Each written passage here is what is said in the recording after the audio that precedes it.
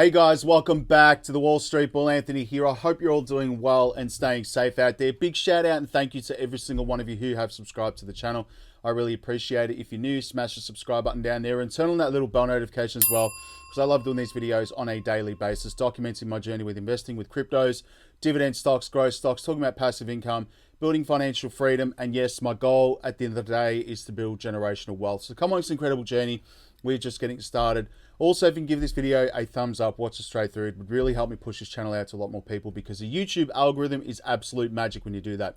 All right, let's get straight into it. Little disclaimer, I am not a financial advisor. Please do your own research and due diligence. Do not take what I say as financial advice in these videos.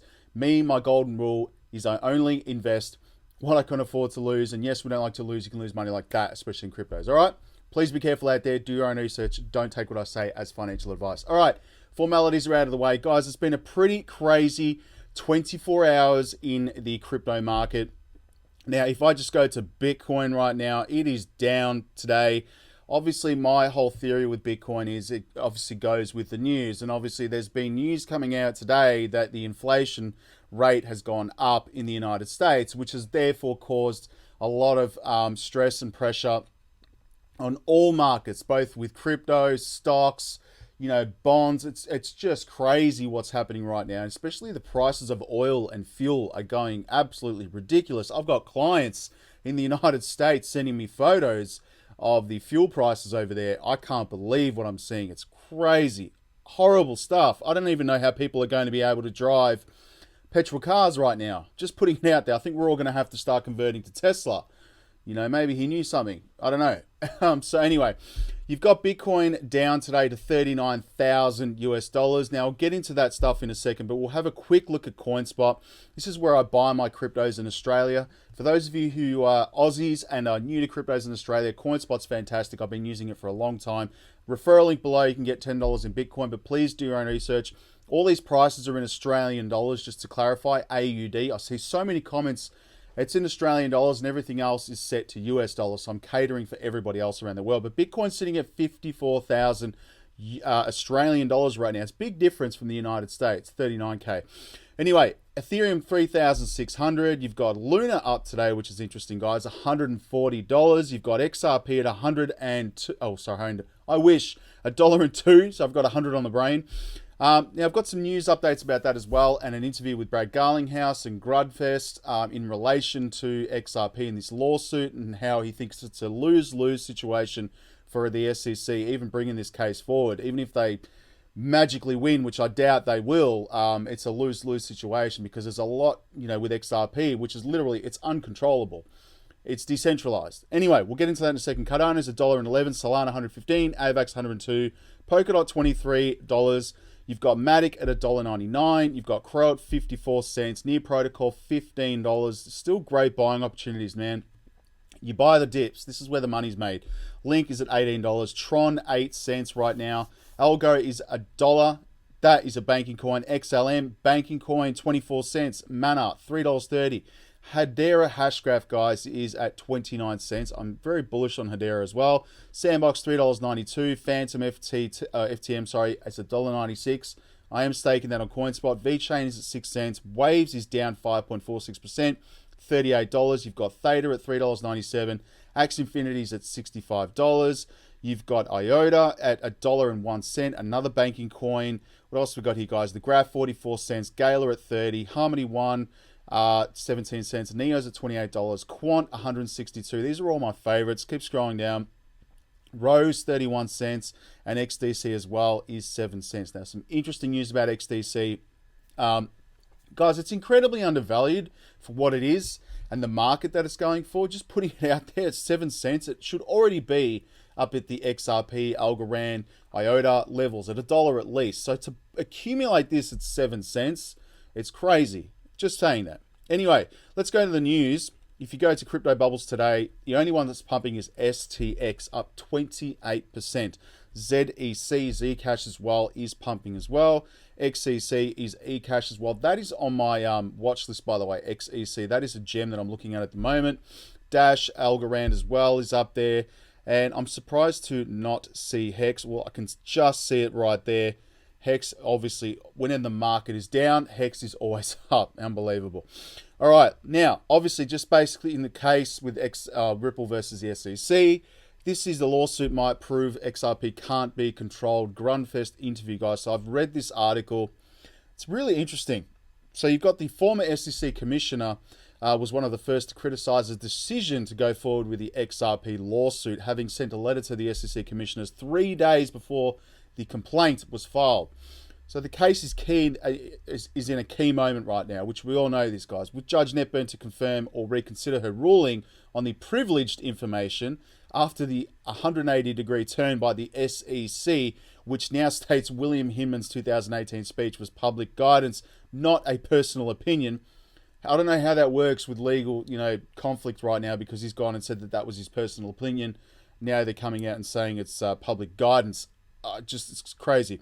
The next ruling is seen critical for a settlement between both parties or even a complete victory for Ripple. So again, it's very bullish stuff here.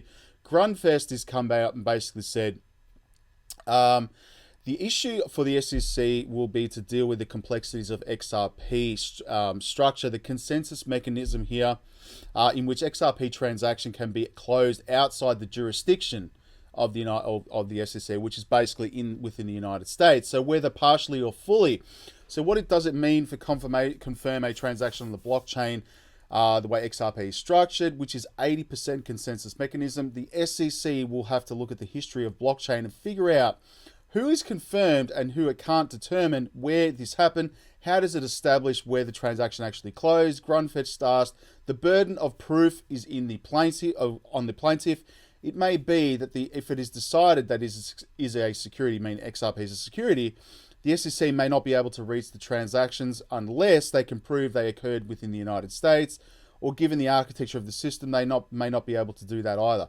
So in this case, this is true. The SEC can win the battle and lose the war, he concluded. So again, I've got the interview up with Grundfest on my Twitter page there. We'll get into that in a second. This is after the war is over. Money will never be the same. What Credit Suisse's shocking prediction means for Bitcoin and crypto prices. It's pretty full on, guys. So the money will never be the same. I mean, it's obviously happening right now. Everything is moving to credit cards, debit cards, digital, being controlled. You've got Russia over there, being completely shut off from the entire global financial system. Literally, it's been cut off. Businesses are leaving Russia. I just don't know how this can continue, guys. I mean, how they continue to survive. They've literally got nothing coming into the country in terms of money, and all companies are leaving. Very full on, guys, but check this out here. So crypto's jumped after Biden's signed long-awaited and dreaded executive order, which I think wasn't that bad, to be quite honest with you. But I mean, only time will tell, given the fact that these people are going to need probably about 180 days, 200 days to look and do their research. These are the people that have been appointed to look into crypto. Which came out more pro-crypto than expected. The directive calls on federal agencies to coordinate crypto oversight, but it didn't lay out any specific regulations, which again, I think will happen with the Ripple lawsuit anyway, just saying. In fact, policymakers appear to recognize digital assets' role in monetary innovation. As Coindesk reported, one part of the order will direct the Treasury Department to create and report the future of money, including how the current financial system might not meet the consumer needs. So check this out here. Biden's crypto agenda seems to back the bold claim from Zoltan Pozsar, global head of short-term interest rate strategy at the giant investment bank Credit Suisse, that we are witnessing the birth of Bretton Woods III, a new world monetary order, and that Bitcoin may be largely benefit from it, which I think it will. So just full on. I have no idea what that is, but I'm going into depth in this. So Credit Suisse ensuing new financial order will benefit Bitcoin. So the foundations of Bretton Woods II crumbled the last week when the G7 seized Russia's foreign exchange reserves, the investment bank said. Very interesting. The Russian-Ukrainian war will create a new world financial order from which Bitcoin is set to benefit, according to Credit Suisse. Zoltan Pozsar, global head of short-term interest rate strategy and giant investment bank, wrote on a Monday report that Western sanctions on Russia are likely to cause a paradigm shift in the way the world organizes money and reserves, and Bretton Woods III kind of scenario. From the Bretton Woods era backed by gold bullion, the Bretton Woods II backed by inside money, the Bretton Woods 3 backed by outside money, the strategist wrote. Pazar argues that the fall of Bretton Woods II ensued last week as the G7 countries decided to seize Russian foreign exchange FX reserves, leading to rise of outside money, reserves kept at the commodities over inside money, reserves kept as liabilities of global financial institutions. We are witnessing the birth of the Bretton Woods III, a new world monetary order centered around commodity-based currencies in the East that will likely weaken the euro-dollar system and also contribute to inflationary forces in the West, the report states. Russia, a surplus agent in the financial system, can now no longer make or use the hefty FX reserves it accumulated through the commodity exports over the decades to defend falling ruble and aid its local economy. Moreover, Russia's ability to export its commodities has been severely hurt due to the buyer's strike in the West.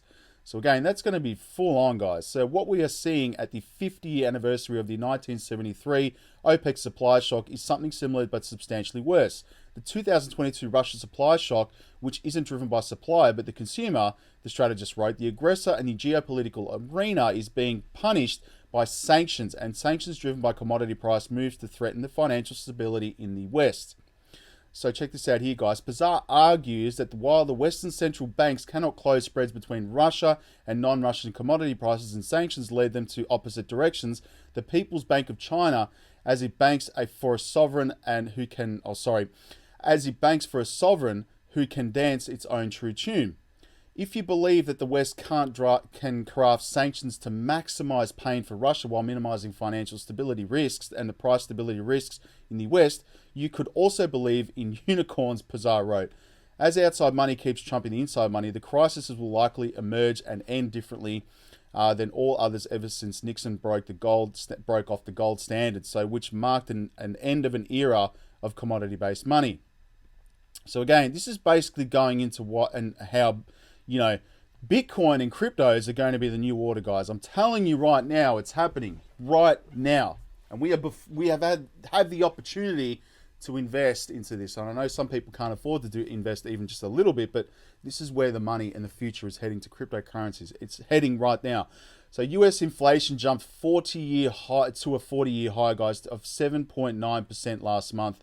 That is just crazy. This is the this is full on, guys. So check this out. The rise has propelled by increased prices for gas, food, and housing in the sharpest spike since 1982. Now, my parents went through the 80s crash. Literally lost everything. I'm sure a lot of people lost businesses over there or, during that period of time. I think we're going to see some pretty crazy stuff happening like this, even here in Australia. So there's a fly there. It's scary stuff. Really, it is. So to see this, there's a lot of fear coming out here, in relation to the inflation rates, and a lot of people are struggling at the moment. So this is probably the reason why we're seeing a lot of fear out there in the market. So again, it's an accumulation period for me anyway, just the dollar cost average and just keep buying consistently. That's basically what it is. But it's devastating to see these rates of inflation go up so much. Prices of living are going crazy right now. You've got XDC unveils smart contract and tokenization platform Origin. This is very bullish here, guys. So basically it allows people to build, it's a user-friendly platform here that they can build complex smart contracts at the click of a button. I think, XDC is literally one of the most underrated projects on the crypto market. And to accumulate that at 7 cents right now is a bargain. I'm just saying, I'm not paid by any crypto company, by the way, to talk about them. Just putting it out there. I know some influencers are on YouTube. I'm not. I don't want to do that to people. And this is what I'm personally wanting to buy and invest in. So just putting it out there. Cryptometer.io, you've got BNB and Beth. I have no idea what that Beth is, but these are the ones that have been trading last day where the money's flowing. USDC, Ethereum, Alpine Waves, Jasmy, PaxG, ICX, STX, Spell, and Maha. These are the last 24 hours. And if I go to the last hour, you've got Luna. Money is flowing into Luna. I am trading that on 3 so that's pretty good as well. So that's pretty much where the money's flowing. Crypto.meter.io is pretty good for that. And again, just for those of us in Australia on Coinspot, they have added more cryptos to staking. Go check it out. There's some awesome APYs that you can earn. So basically getting paid passive income. So Carver, Flow, Kusama, Harmony, Polygonmatic now, which is great. Zilliqa, Tezos, WAN Chain, Veracity, of course, Tron, Solana, Terra, Phantom, Elrond, Polkadot, Crypto.com, BNB, Axie Infinity, Avalanche, Cosmos, Algorand, and Cardano.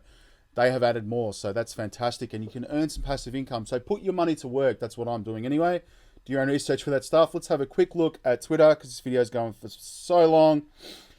Now, obviously, this is the Grundfest, Joe Grundfest interview here. So check this out. I'm going to play it now. Then impropriety. My question is judgment, right? And judgment is different than impropriety. And, it's hardly a secret. I had questions about the judgment involved in bringing the lawsuit against XRP.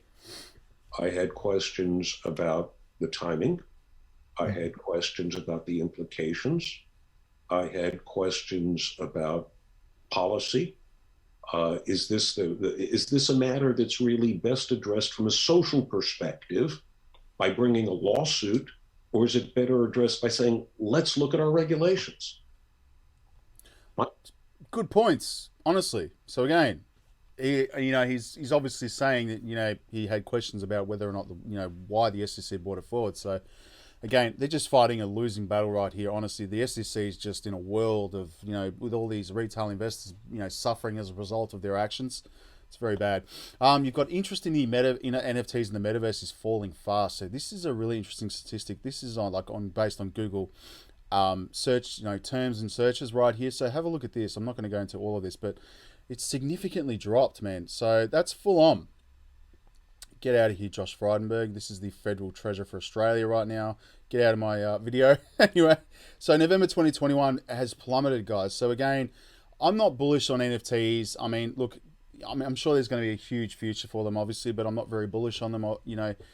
It's not everyone's cup of tea. They're not my cup of tea anyway. I've seen a lot of people get lose a lot of money on them. So that's why I'm saying you have to be very careful with this stuff as well. If you know what you're doing with the NFTs, you can make a lot of money. So just putting it out there. In the metaverse, I still think is going to be absolutely huge, and I think a lot of organizations and companies are building out their own metaverse worlds. This is incredible to see prices of fuel in the United States. Wow, that's very expensive, and zero hedge here. At least people will start walking again.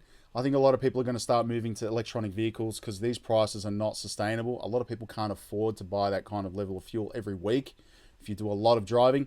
Bitcoin fear and greed index is sitting at 28 right now. Again, I think we'll see this move up obviously in the next couple of weeks, but just accumulation period is right now.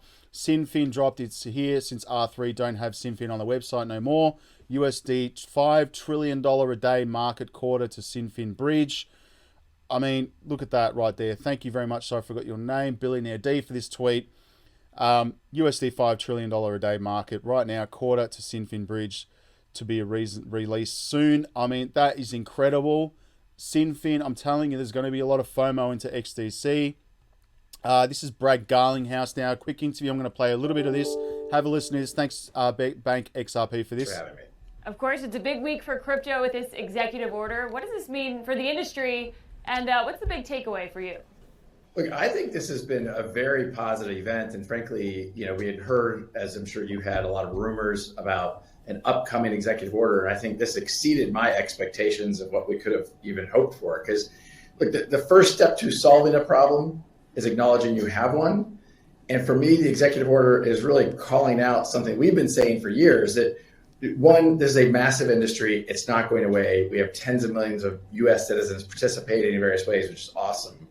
But it also is calling out that, look, we have had a fragmented and siloed approach to regulation here in the United States, and that is impacting the United States leadership in this very critical, very rapidly growing industry. So I thought it was a very positive evolution, and I'm hopeful that it'll catalyze some solutions that we haven't seen yet.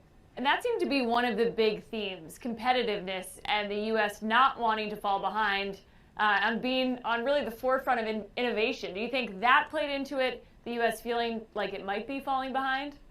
I think it's clear it had a big impact in why the executive order was written. I think what we have seen really, and you kind of see particularly the talk about silos, you kind of see to some degree the executive branch saying, hey, this SEC, the Securities Exchange Commission, can't take singularly the lead because it has to think holistically. Every time the SEC is mentioned in the executive order, it's alongside the CFTC as well as the CFPB.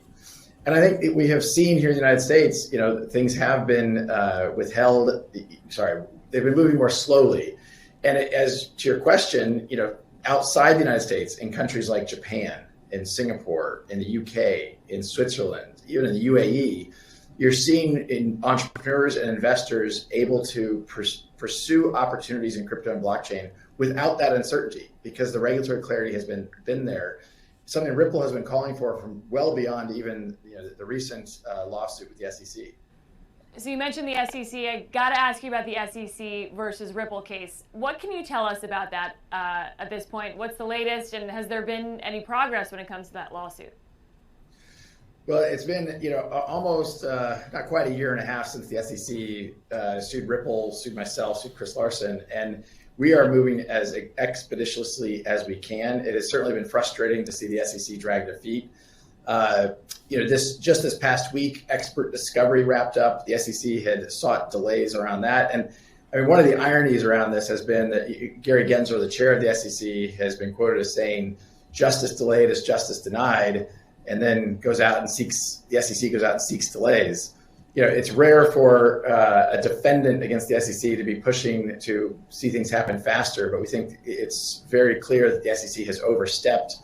The SEC has taken what's called the Howey test, which is the test to determine if something's security, and they've really stretched it beyond recognition. So I'm hopeful and optimistic we'll see some decisions around some key elements that are before the court today, maybe within weeks. We'll see. I think the questions that that the court has been asking have been very thoughtful, and I'm hopeful that we'll get some clarity soon. And you've described the SEC in the past as really picking winners, and the idea that XRP as a cryptocurrency has been taken off of exchanges like Coinbase. Listen to this. In some senses, investors have missed out and not been able to trade XRP on those exchanges. Ripple has also seen certain downsides. Is it fair to say that the SEC is picking winners when it comes to XRP or other cryptocurrencies? Well, one of the things I loved about the executive order, there are a number of themes that we have been at least championing in the marketplace that we saw in that executive order. One of them was about the importance of a level playing field. And as you pointed out, a big part of the executive order was around U.S. competitiveness. And what we saw happen at the SEC is picking winners and losers, saying, hey, we don't think ETH is a security, but we do think XRP is a security, despite a whole lot of similarities. So I think that with the executive order, I'm hopeful that we'll get some of that level playing field we have sought. It's certainly not the role for the federal government to pick. There you go. So that's Brad Garlinghouse coming out saying that they have picked winners, being Ethereum, and they've gone after Ripple and XRP. Again, because XRP is going to be replacing SWIFT, on-demand liquidity, bridge currency. It's crazy. Anyway, that's pretty much it for today, guys. I don't want to keep this video too long. And thanks, Jack the Rippler, for this one. I'll play this one quickly. $27 trillion. How much money is pre-funded, and how long does it typically sit there? There's $27 trillion sitting in these bank-to-bank accounts. They're called Nostro accounts, Vostro accounts. Yeah. There you go. Trillions of dollars straight up. You've got Scaramucci coming out here saying we're being told by the government that Bitcoin is here to stay. That's incredible. You've got a interview here. Go and have a watch of this one, guys. This is incredible. What else we got here? It appears like the gold price is rallying. Crypto investors saw gold-backed tokens as an investment opportunities. That's really good. And again, you've got the Digital Pound Foundation coming out here. A wonderful quote from James Wallace, Ripple's Vice President and Central Bank Engagement and Digital Pound Foundation Steering Co-member. Check out the full interview here. This is incredible. Move money like information. That's the point. Incredible stuff for you guys. Now, I'm just going to have a quick look at my portfolio. Now, that's the ISO 222 coins, guys. I'm not going to go into my whole portfolio, but Bitcoin is sitting at $39,000 right now, down significantly because of the news with inflation, but I'm not even worried about that. It is your time to accumulate. I've seen this so many times in the last few weeks. Up, down, up, down, up, down. Who cares? Just I buy consistently. That's the main game. XRP still at 73 cents. And again, I think in the next few weeks, we will not see these prices again because the judge is probably going to be ruling against the SEC straight up because they're being absolutely ridiculous. Anyway, that's pretty much it for the video today. I don't want to keep it too long, but let me know in the comments below. Are you buying anything during this dip? Any other projects we should look at? Love to hear your thoughts and feedback. All right, stay safe, guys. Peace. Bye.